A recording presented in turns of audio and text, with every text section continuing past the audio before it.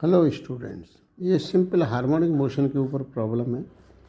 ये स्प्रिंग है जिसका कांस्टेंट के है, ये एक मास एम है।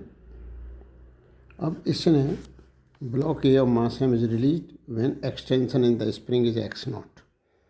जब स्प्रिंग एक्स नॉट एक्सटेंडेड है उस समय इसको रिलीज कर दिया गया। At this position block is in rest, ये भी बोला गया है। Maximum downward displacement of the block पूछा है कि ये इस पोजीशन से मैक्सिमम कितनी और आगे जाएगा। मतलब ये एक्चुअल में SHM कर रहा है। ये इसकी एक पोजीशन की एक्सट्रीम पोजीशन है क्योंकि इसकी वेलोसिटी यहाँ पर 0 है।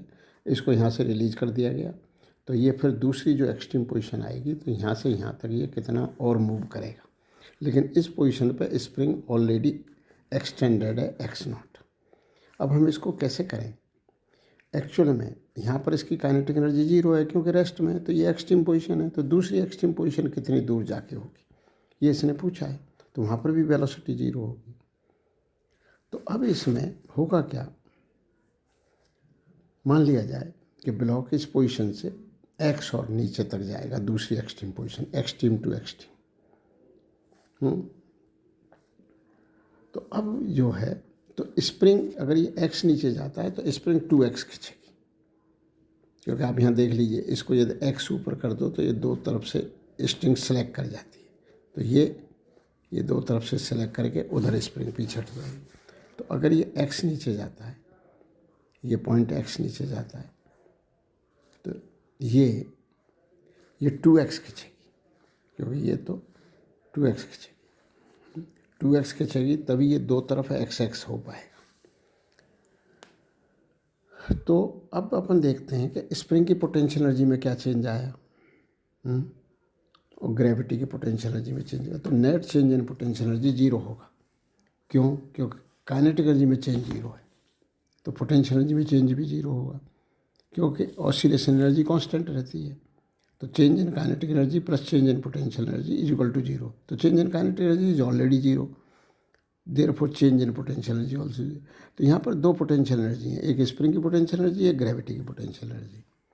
तो स्प्रिंग की पोटेंशियल एनर्जी क्या होगी, क्योंकि ये एक्स नीचे गया है, ये एक्स नीचे गया है तो वो 2x खींची है। तो अब उसकी फाइनल पोटेंशियल एनर्जी ये हो गई स्प्रिंग की, और शुरू में एक्स नॉट एक्सटेंडेड है। तो change in potential energy of the spring ये है हाफ के 2x प्लस एक्स नॉट का स्क्वायर माइनस हाफ। ग्रेविटी में क्या हुआ, ये नीचे गया मास x, तो वो पोटेंशियल एनर्जी में जो डाउनफॉल आया वो माइनस mgx आया। तो इसको पूरे को 0 लिख दो। अब इसको सिंप्लीफाई कर लो। अब सिंप्लीफाई जब स्क्वायर को खोला जाएगा तो 4x स्क्वायर आएगा प्लस x नॉट स्क्वायर आएगा प्लस 4x नॉट आएगा। तो ये अपन ध्यान रख देते, ये चीज़ आ गई।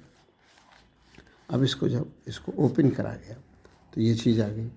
अब इसमें हाफ के एक्स नॉट स्क्वायर और माइनस ये कट हो गए। अब ये चीज़ जो है इसमें 2kx square minus mgx plus 2kx not, ये जो है ये अपना कैसे आ गया। तो 2k हाफ के x not square plus 2kx not minus mgx।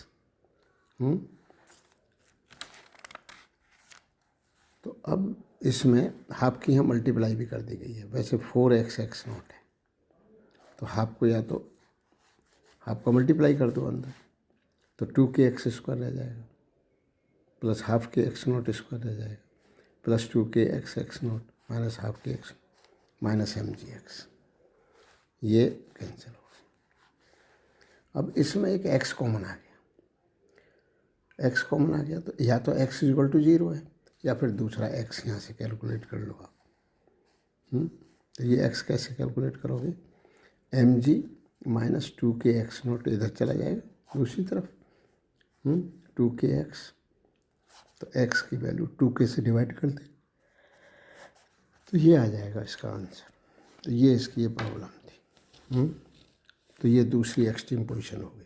पहली तो वही है जो x बराबर 0 है शुरुआत की जो है, तो दूसरा जो है वो इसका आंसर है।